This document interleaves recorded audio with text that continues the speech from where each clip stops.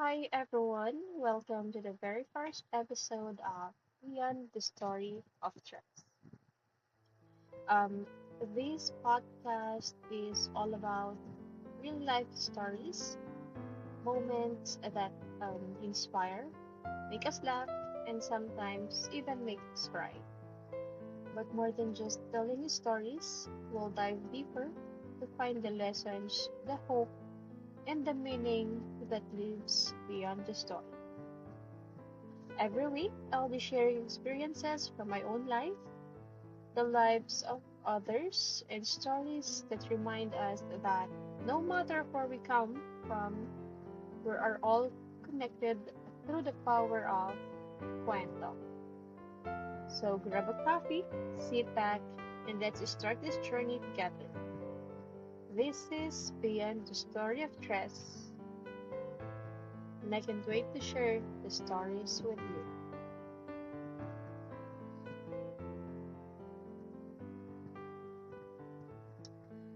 Um, The first story that I'm gonna share you is about my life with my siblings when we were just kids. Uh, hindi po ako hindi po purong English ang gagamitin kong lengguwahe sa podcast na ito. So, uh, please hear me. Sisimulan ko yung kwento nung kami mga bata. Ipinanganak ako sa dito sa probinsya ng Isabela at may mga kapatid akong apat. Pangatlo ko sa aming magkakapatid. That is where the word or the name Tres came from.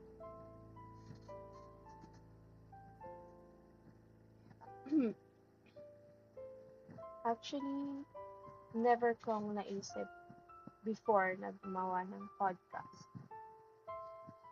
But then, just recently, I realized I wanted to share something to others,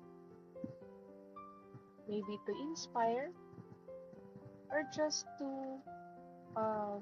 share the story.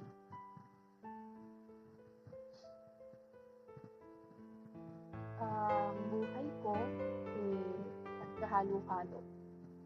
Magkahalo-halo ang kwento. Lahat naman tayo.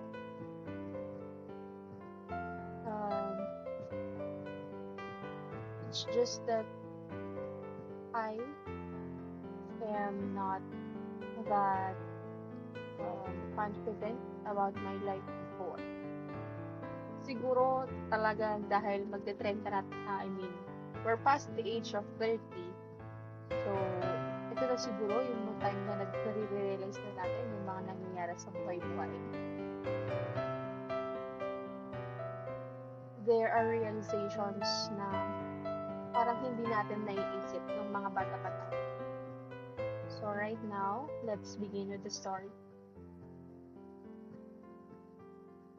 Uh, Hindi kami lumaking mayaman ng mga kapatid ko, which is in contrast with what other people know.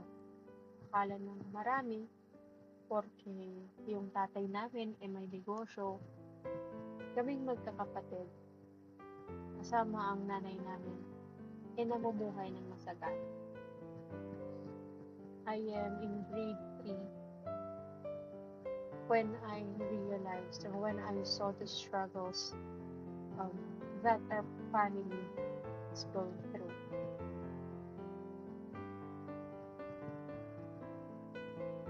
Bilang bata,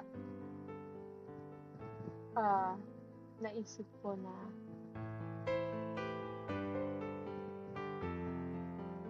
bakit kami nagsasuffer ng ganito?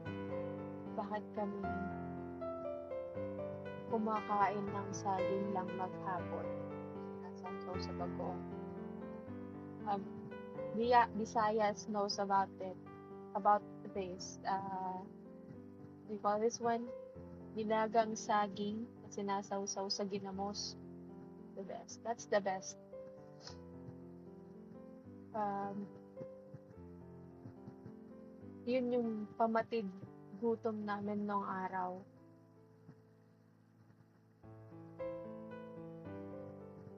Kaya nga nang sabi ko, tatay ko may sariling negosyo noon. Meron siyang mga bus. And that time, I was in grade 3. Alam ko nagkaroon ng crisis. At kasabay ng crisis na yon, nalaman din namin na mayroon ding ibang babae.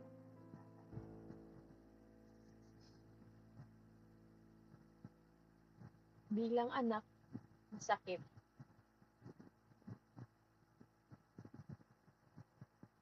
Hindi namin alam na naghihirap kami dito sa probinsya. While yung tatay ko, nasa garahe niya in Bulacan with his bus. May apat siyang bus noon na bumibiyahe sa Manila. Kaya hindi namin siya kasama here sa province.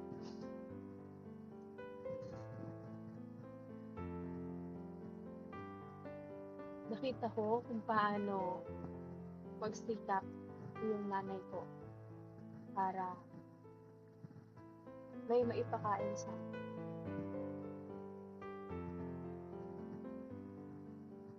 Ito yung parang itong experience na to yung na-realize ko na don't judge the book by its cover.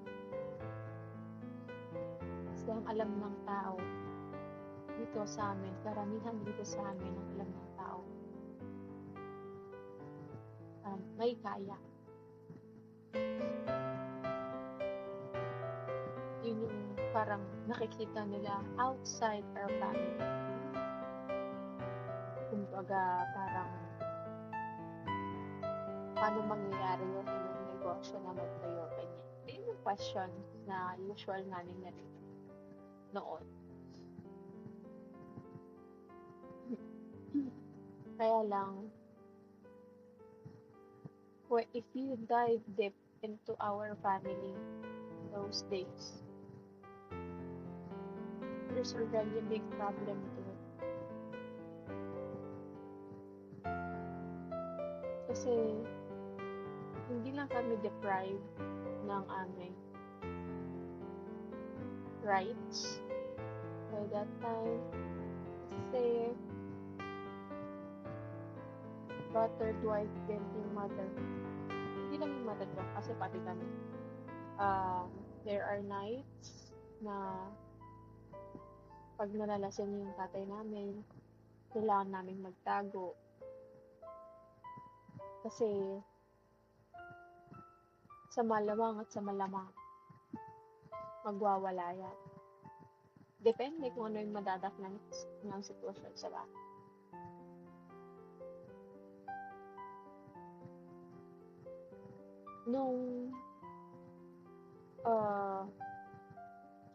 This is when I was grade 3 when I realized na hindi normal yung nangyayari. So parang maaga kaming nag-mature, maagang na tatak sa isip namin. Kailangan namin sige or kailangan namin umiwas sa gulo. Kasi kung hindi, yung tatay ko mismo yung gulo.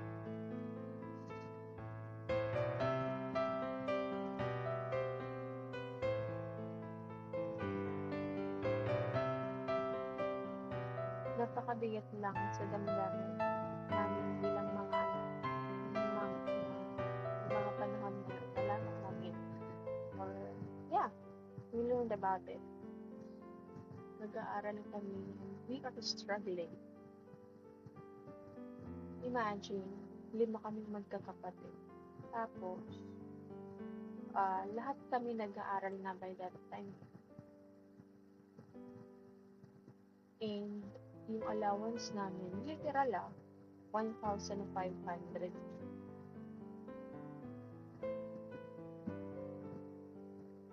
So, yung 1,500 na yun, andun na yung allowance namin magkakapatid para sa school, ulam, bigas, panggastos sa bahay. That's what I remember. Oo, sabihin na natin na nung mga araw na yun, hindi pa ganun kataas yung mga inflation. Pero kulang pa din siya. Lalo at naipangutang na ni mama yung iba para may makain.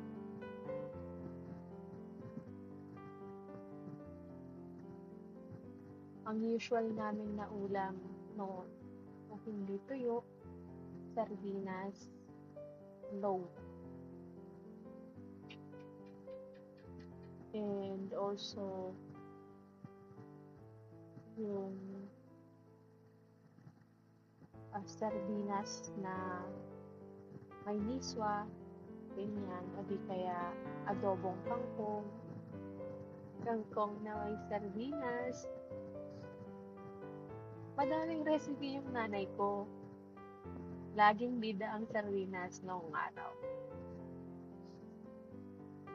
Pero nagpapasalamat pa rin kami dahil meron pa rin na ihahain sa aming habat.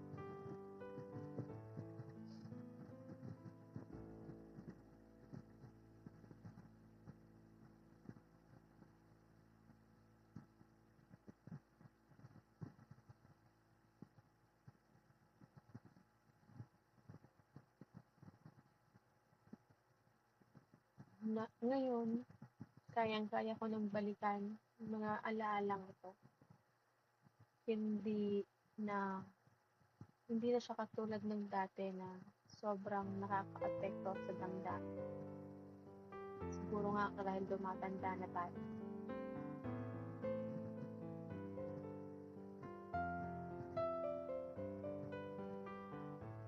Madami nang nagbago mula ng panahon na yun.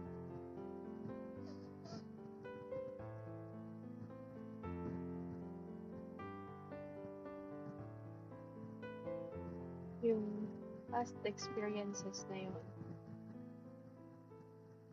parang tumatak talaga sa isip ko. Kasi yung pinagdaanan namin na yun, kitang-kita ng dalawang mata ko. Ilang bata.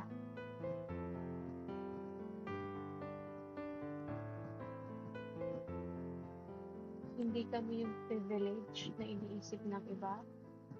Oo, nakatira kami sa malaking bahay. Madaming sasakyan.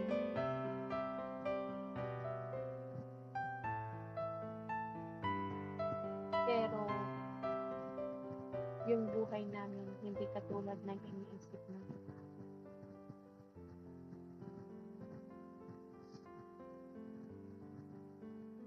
Habang lumalaki kami, pumapasok sa school,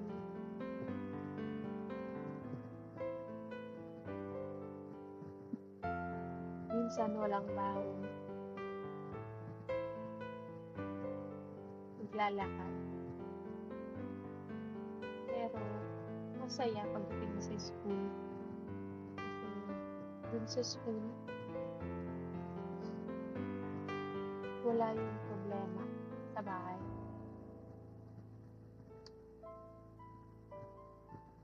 Nakakapaglaro, malaya. Pero pagdating sa bahay, lalong-lalo na akong nandyan yung tatay na. dapat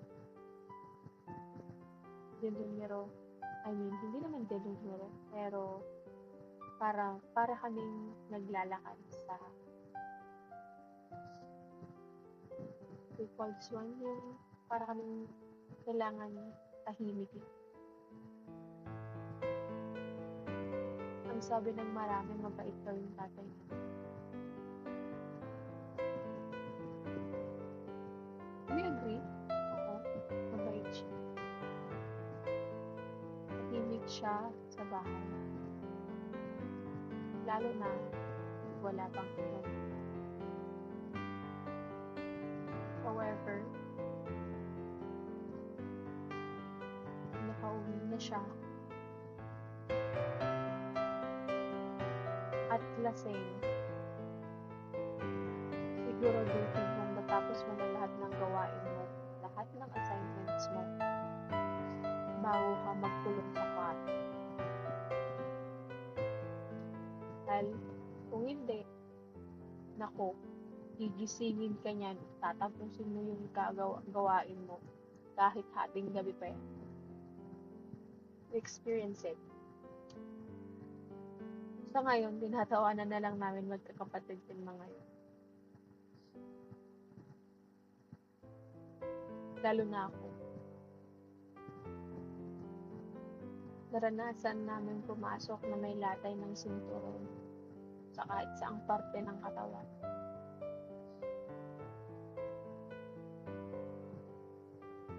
But you know what hurts the most?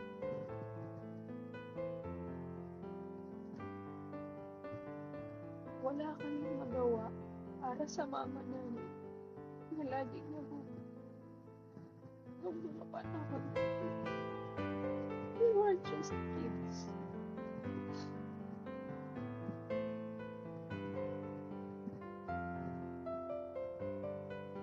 We do not have the power to go against what's happening. Yung first hand mong makita na binubugbog yung nanay mo, it hurts. Of course, bata ka, you will cry.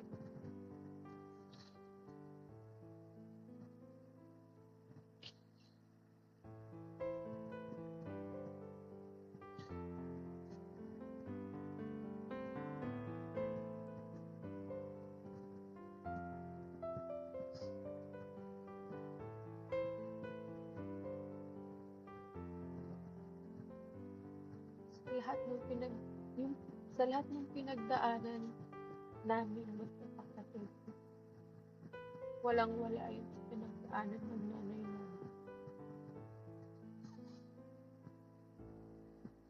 Naranasan namin tumakbo, magtago sa mga kapitbahay kahit gabing-gabi na. Yapak-yapak, walang dalang kahit anong gamit. Dahil sa pagwawala ng tatay.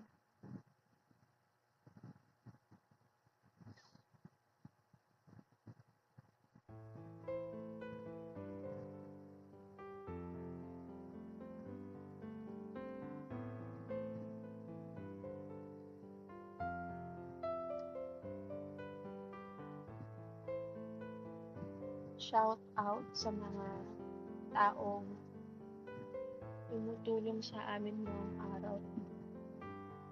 Pagka nagtatago kami, tinatakbuhan namin yung papa namin. I am not sharing this story to put shame on my father. I'm sharing this story to share the lesson that we have learned from this past happenings. We do not have a perfect family.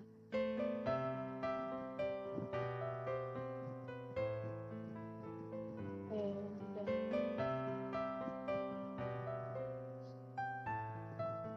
Yes, hindi, I mean, after so many years, happened, we're called broken family.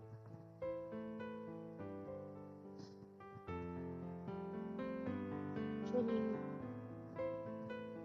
nung naghiwalay yung parents namin, parang tanggap na namin na hindi na siya ganun kasakit. Kasi nakita namin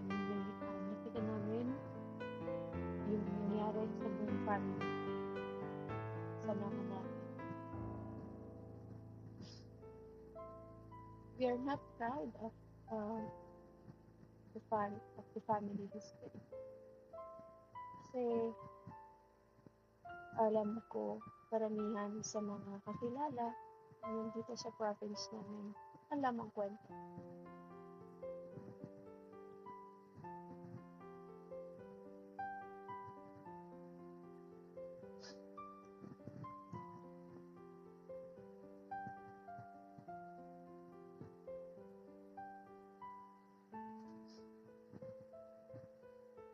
Pero alam niyo kung ano yung lesson ko dun sa kwentong mga pinagdaanan namin. Hapyaw lang yan ang pinagdaanan namin wala pagkabata. But the lesson that I learned from that your story is life is short.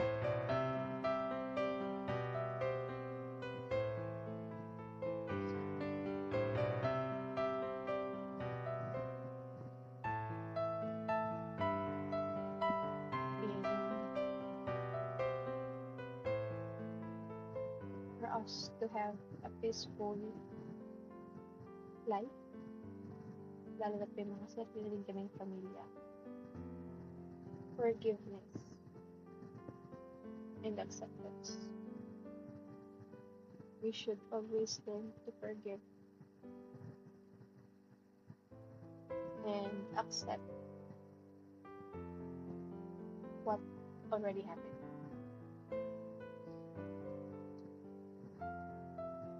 In the story,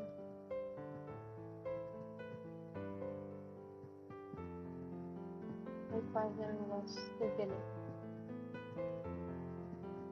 Yes, he is.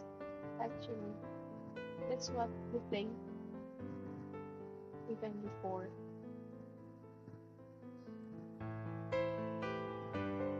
Pero para sa ikakakalma at ikabubuti ng aming pagsasama at ang bilin ng aming ina, kahit anong mangyari, kahit anong gawin namin magkakapatid, ang katotohanan na siya yung tatay namin hindi magbabago.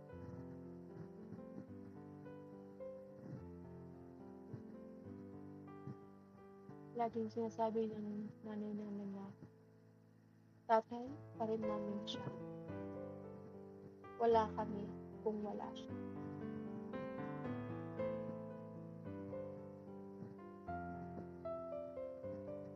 Kaya ganun man ang nangyari sa amin noon.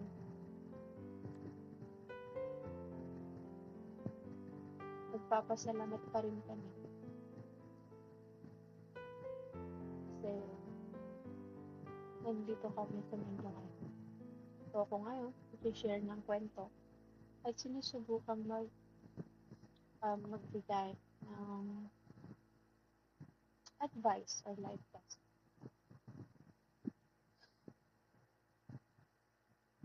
Hindi ko alam actually kung bakit ko inumpisahan tong podcast na to. It just pops up in my mind today.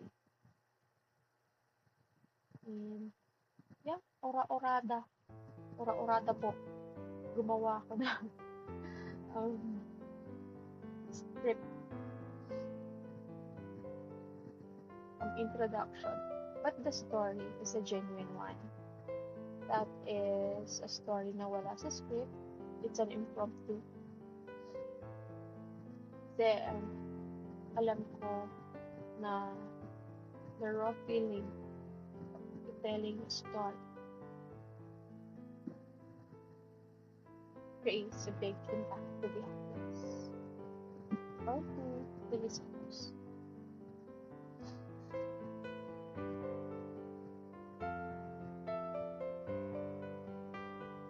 Never kong naisip na gagawin ko to. Never pumasok sa isip ko na gagawa ko ng podcast sharing my life story. Kasi sa totoo lang,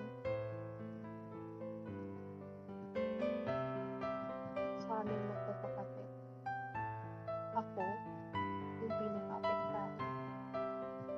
Or parang,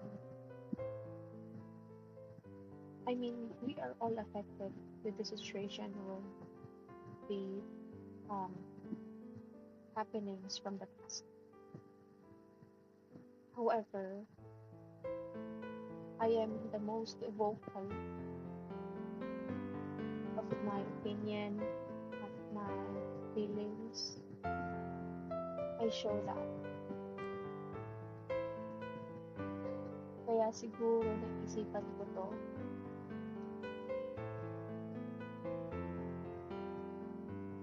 Kasi I want to encourage all other people who is experiencing the same from what we have experienced from the past. Mahirap magpatawad, I know. I've been there. Years and years. Sobrang bigat sa pakiramdam.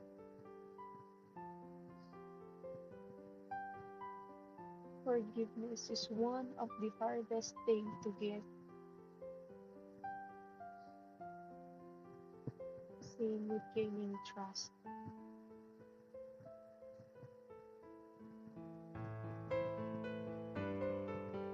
But one thing I realized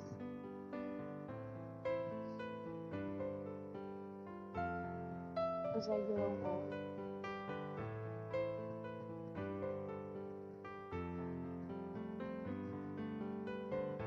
forgiveness is easy. Pag lahat ng agam-agam at nararamdaman mo ay ipinagtapos Diyos.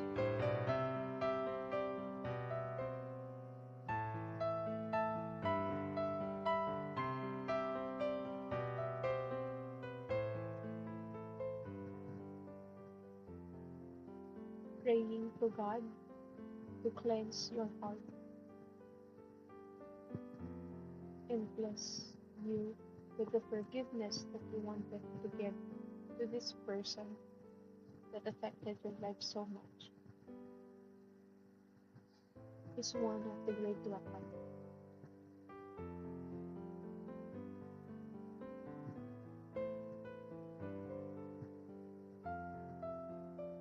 Itinaas ko lahat sa Panginoon.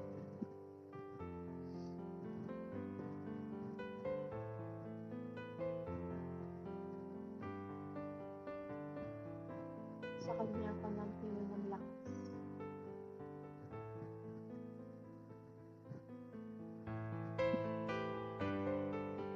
Kaya,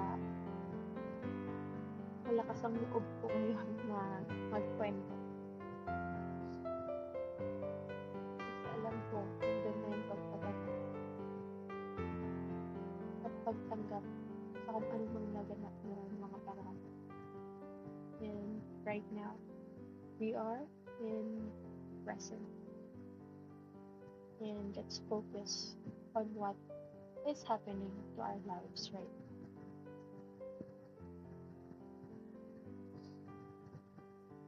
So, yeah, I hope nagustuhan niyo yung kwento ko.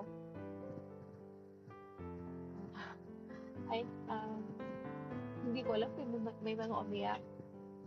This is the first episode and I hope you like it. Um, Again, this is Beyond the Story of Trust. See you again next week. See you again next week for the new episode of Beyond the Story of Trust. Bye!